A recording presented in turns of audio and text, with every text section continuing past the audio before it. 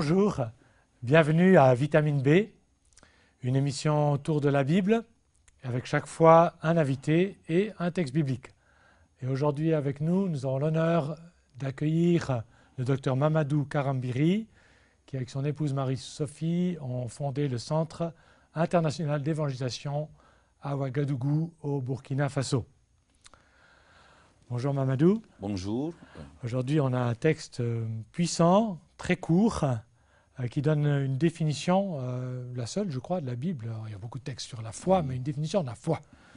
Hébreux 11, verset 1. Or, la foi, c'est l'assurance des choses qu'on espère, la démonstration de celles qu'on ne voit pas. On espère tous le meilleur, on espère les bonnes choses pour notre vie. Oui. Et là, il est dit, la foi, c'est l'assurance des choses qu'on espère. Et comment on peut avoir une assurance des choses qu'on espère? Tout le monde espère le meilleur. Mais... La foi est une équation. Foi est égale à croire plus agir, dans les termes les plus simples. Et croire plus agir, c'est cette définition littéraire qui est là, ferme assurance et démonstration. Donc la démonstration, c'est l'action, et la ferme assurance, c'est le croire. C'est le cœur d'abord. Parce que la ferme assurance, comment dans le cœur? Oui. Elle est dans le cœur. Mais d'où vient-elle cette ferme assurance? Ah ben oui, c'est ça la question, parce qu'on aimerait tous l'avoir. Et pourtant, la foi, lorsqu'on dit la source de la foi, et notre texte nous dit que, dans Romains 10, 17, oui, que la foi vient. Donc, vous voyez, d'abord la foi est, et ensuite elle vient. Alors, c'est important. La foi est, la foi vient. La foi vient de quoi? De ce qu'on entend, de ce qui est communiqué. Vous ne pouvez pas avoir foi en un docteur. Lorsque vous partez le voir dans son cabinet, un chirurgien, tant que vous êtes face au docteur, vous tremblez. Parce que vous avez un cancer, vous êtes malade, vous savez quoi faire, il est devant vous. Vous êtes là, vous espérez. Et oui, si le docteur vous dit maintenant, madame ou bien monsieur, je vous donne l'assurance que cette opération va réussir, je vous dis que, bon, nous allons nous occuper de vous, automatiquement, sa parole crée en vous une ferme assurance. Oui, alors, vous êtes relaxé, la tension s'en va, le stress s'en va, et maintenant, il va faire la démonstration en vous disant, bon, on va vous amener à la salle d'opération, ça c'est la démonstration. Oui. Alors, donc, c'est pourquoi la foi est une ferme assurance et une démonstration. Mais la démonstration ne peut pas se faire s'il n'y a pas eu d'abord la ferme assurance. Sinon, la personne dira, je ne suis pas d'accord. Oui. Ah non, je vais changer de médecin. Ah non, oui, non. je vais changer de médecin. S'il y a 90 chances sur 100 que je ne m'en sorte pas, voilà. effectivement. Oui. Donc, c'est pourquoi il est bon que lorsque, en tant que chrétien ou en tant que personne qui est en recherche, c'est d'abord de savoir, quand on parle de Dieu, et comment pouvons-nous savoir? De même que lorsque vous voulez entrer dans un avion, vous avez confiance au pilote. Le pilote dit, je vous amène, et quand vous rentrez, il vous dit maintenant, je vous amène de Genève à Paris. Vous êtes assis, vous attachez vos ceintures. Vous avez confiance en sa parole. Oui. Mais pourtant, ce n'est pas sûr à 100% qu'il va vous amener à Genève, à Paris. L'avion peut avoir des défauts. Oui. C'est la même chose que le médecin qui dit qu'il va vous opérer. Alors, nous avons confiance aux hommes. Mais le Dieu qui n'a point changé nous dit, si vous mettez votre confiance en moi et si vous me recevez, voilà ce que je vais faire dans votre vie. Et parce que mon fils est mort à la croix du calvaire, il a pris vos péchés. Alors quiconque vient à moi, qui invoque mon nom, reçoit le pardon des péchés. Nous avons tous accepté cela sans avoir vu le pardon de nos péchés, sans avoir vu quand est-ce que nos péchés ont été pardonnés. Nous avons dit oui. Le même Dieu dit, le même jour que mon fils a pris vos péchés, le même jour, il a pris vos maladies. Il dit maintenant, puisque vous avez accepté de croire qu'il a pris vos péchés et que vous croyez que si vous mourrez, vous allez au paradis, sans avoir vu le paradis, osez croire aussi que par ces meurtrissures, vous êtes guéris. Alors, lorsque nous disons oui en ce moment-là, la chose se passe. Pendant, il y a une année, j'ai eu une pleurésie dans ce poumon droit. Il y avait 4 litres d'eau ici. Les médecins ont tout fait. Ils ont dit que c'était un cancer, c'est une tuberculose. Ils m'ont traité. Le médecin français qui me traitait était fatigué. Parce qu'il disait à ma femme, la maladie de votre mari est vraiment mauvaise. Oui, mauvaise, et puis on ne sait pas. On ne sait pas quoi faire. Voilà. Mais j'ai dit à ma femme, bon, puisque la science déclare ses limites, ils ont bien fait. Les médecins, excellents médecins. Nous félicitons les médecins. Oui, ils sont bien, formidables, mais ils ont des limites. Il a été honnête, il a dit, nous ne pouvons rien faire. J'ai pris la parole de Dieu. Comme je l'ai prêché déjà, il fallait que je la vive même moi maintenant. C'est comme les médecins qui donnent des comprimés aux gens. Un jour arrive, il doit les avaler lui-même. Alors, ces comprimés que j'ai distribués, je devais les avaler pour moi-même maintenant. Alors, j'ai pris un bon verre d'eau et des comprimés de la parole de Dieu qui sont, et le psaume 103, versets 1 à 3, il est dit qu'il pardonne nos péchés, il guérit toutes nos maladies. Exode 15, 26, je suis l'Éternel qui te guérit.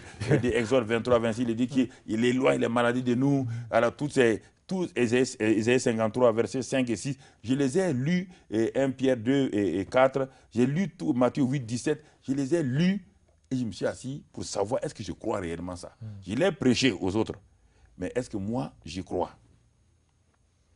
Et cette lutte a duré 6 mois, s'il vous plaît. Ah bon? 6 mois. Parce que c'était ma question, ça a l'air facile. Oui, ça a l'air facile pour les autres. Oui, ça a l'air je facile. crois que c'est vrai, voilà. Mais maintenant, il y avait une lutte.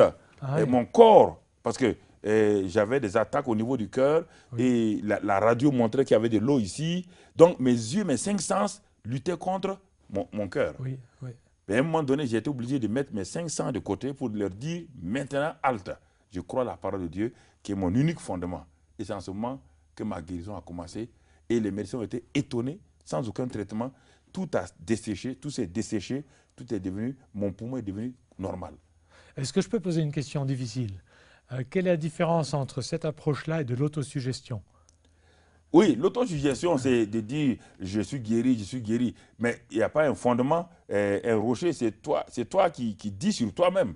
Mais par contre, l'autre, je m'appuie sur ce que Dieu a dit. Je ne m'appuyais pas en disant je suis guéri. Ça marche pas. C'est un mantra que je vais réciter, que je vais dire, mais ici, je m'appuyais sur la parole de Dieu. Et comme Dieu ne ment pas, il a dit qu'il veille sur sa parole pour l'exécuter, et il a veillé sur sa parole et il m'a guéri. Autrement dit, la lutte contre le doute qui venait parce que les 5 sens montrent autre chose, et la parole de Dieu qui te dit, dans ces meurtrissures, nous sommes guéris. La plupart des gens, c'est la lutte entre les 5 sens et la parole de Dieu.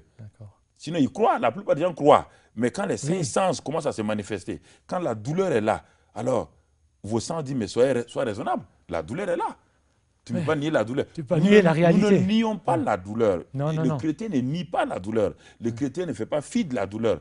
Le chrétien sait que la douleur est là, mais le chrétien s'appuie sur une réalité supérieure à la douleur. C'est comme la loi de la gravitation et la loi de l'aérodynamique. Pour que l'avion puisse voler, il a fallu d'abord contrôler la loi de la gravitation.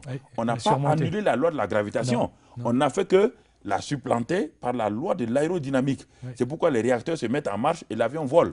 Mais la loi de l'aérodynamique et la loi de la gravitation est là. Mais si le pilote s'amuse en l'air pour dire « je ne crois pas à la loi de la gravitation », il coupe les moteurs, il va se trouver, il va se trouver à terre.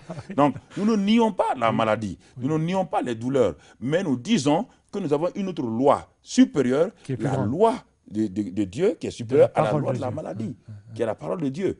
Et c'est pourquoi, d'ailleurs, il y a en 2007, le 9 décembre 2007, ma fille qui est aux États-Unis m'a téléphoné un matin, elle venait d'accoucher 2 jours, le 9 décembre, elle a accouché le 7 décembre, et le 9 décembre, dans mon bureau, on me téléphone des États-Unis, votre fille est morte d'un arrêt cardiaque.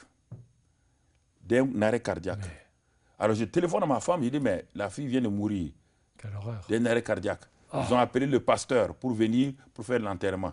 Le Saint-Esprit m'a dit, non, ta fille reviendra à la vie. Alors je téléphone à mon beau-fils, ils sont à Johnson City, au Tennessee. Et tu étais en Afrique là? J'étais en Afrique. Je téléphone et je leur dis, ne vous inquiétez pas, le Saint-Esprit m'a dit que ma fille reviendra à la vie. Mais on dit, papa, les médecins, tout le monde, on a tout essayé, le bouche à bouche. On a essayé les machines, on a pompé. Les médecins ont dit, c'est fini. Et il y a tant de minutes de passer, le cerveau ne va plus fonctionner. J'ai dit, mais Dieu m'a dit, elle reviendra. C'était une lutte. Ça a été 21. Après, j'ai pris l'avion, je suis arrivé aux États-Unis. Quand j'arrivais, mon beau-fils avait signé la décharge pour dire que si quelque chose arrivait, c'était leur faute. J'ai dit, oui, nous sommes d'accord. Je suis resté près de ma fille qui avait gonflé les langues au dehors. Plus rien. Les médecins sont venus. Ils m'ont dit, messieurs, soyez raisonnables. J'ai dit, mais Dieu a dit que ma fille reviendra à la vie. C'est dans les journaux américains, ils sont en train de faire le livre va sortir bientôt à Knoxville. Donc, je suis arrivé, j'ai fait le tour du lit, mes yeux naturels disaient, tu es fou, mais mon sang disait, tu es fou, mais mon cœur disait, aie confiance, ta fille reviendra. C'était une lutte de 15 jours. De 15 décembre jusqu'au 5 janvier 2008. Non. Nous étions tous les jours là et 2 infirmières ont été renvoyées parce qu'ils ont dit que elles m'ont insulté en disant mais c'est pas l'Afrique ici, c'est l'Amérique. La fille est morte, elle est morte, bel et bien morte. Il y a pas, elle n'est pas évanouie. Regardez bien. Mais le 5 janvier, sorti d'un seul coup. En ce temps, j'ai dit à son mari, j'ai un séminaire au Burkina, je suis allé faire le séminaire, je téléphone avec ma femme le 5 janvier et mon beau-fils dit, ma femme est en train de prendre sa douche. Les docteurs sont tombés à la renverse. Elle est guérie totalement, elle vient de terminer une école de commerce, elle a eu des mentions A en tout, les docteurs ont revérifié le cerveau, tout est normal, au contraire, c'est des miracles. C'est ça la foi. Parce que Dieu m'a parlé. Oui, il fallait que je parle. Je n'aurais pas osé le faire, je ne serais un illuminé. Mais Dieu a parlé, j'ai eu la ferme assurance. Et quand je voyais son corps, mais ce corps ne m'effrayait pas parce que la ferme assurance était à moi. Voilà un exemple que je peux dire. Ma propre maladie et la mort de ma fille sont des preuves que la parole de Dieu est la vérité encore aujourd'hui. C'est venu te chercher, là j'en suis presque les larmes aux yeux, c'est venu te chercher très proche. Et puis quelle gloire. On pourrait dire, ce Dieu-là, quand il nous parle, à lui, rien n'est impossible. Dès qu'il a parlé, il faut que ça soit parole. Voilà, il faut qu'il ait parlé. S'il ne parle pas, si j'essaie moi-même de fabriquer, ça n'ira pas. Je vais me délusionner et puis je vais troubler les autres et je vais mettre leur foi à terre. Maintenant, un mot pour ceux qui ont des maladies moins graves que celles dont tu viens de parler, enfin la mort. Est-ce qu'ils peuvent prier comme ça ou bien ils doivent attendre une parole de Dieu pour leur guérison? Non, il y a la parole écrite sur laquelle ils peuvent se baser. Cette parole écrite sur laquelle ils peuvent se baser, ils peuvent s'appuyer sur cette parole-là et en attendant que le Saint-Esprit vivifie cette parole-là. Voilà. Comme à la piscine de Bethesda, il y a un ange qui venait. Oui, mais quand Jésus, la parole est venue, il a guéri facilement l'homme de 38 ans qui était malade. Ou bien, si vous avez une parole directe, alors en ce moment, la foi active vient. Sinon, appuyez-vous sur la parole de Dieu, rendez grâce à Dieu, abandonnez-vous entre ses mains et au temps convenable, il pourvoira. Et s'il ne pourvoit pas, il sait pourquoi il ne le fait pas, mais rendez grâce à Dieu. Merci beaucoup, Mamadou, pour cette parole de foi, et puis aussi ce témoignage bouleversant de ce que Dieu peut faire et a fait sur la base de sa parole, de ce qu'il t'a dit. Puis pour nous aussi, rien n'est impossible à Dieu. De façon, sa parole écrite, ce qu'il déclare est vrai, même si les 5 sens disent le contraire. Elle est vraie, on peut s'y appuyer, on peut, comme un avion vole et vainc la gravité par l'aérodynamique, il y a un principe plus haut que tout le naturel, c'est le principe de la parole de Dieu. Et dans les cas extrêmes, comme ce témoignage, demandez-lui de vous donner une parole précise pour savoir comment agir. Merci beaucoup d'avoir été avec nous et à tout bientôt. Au revoir.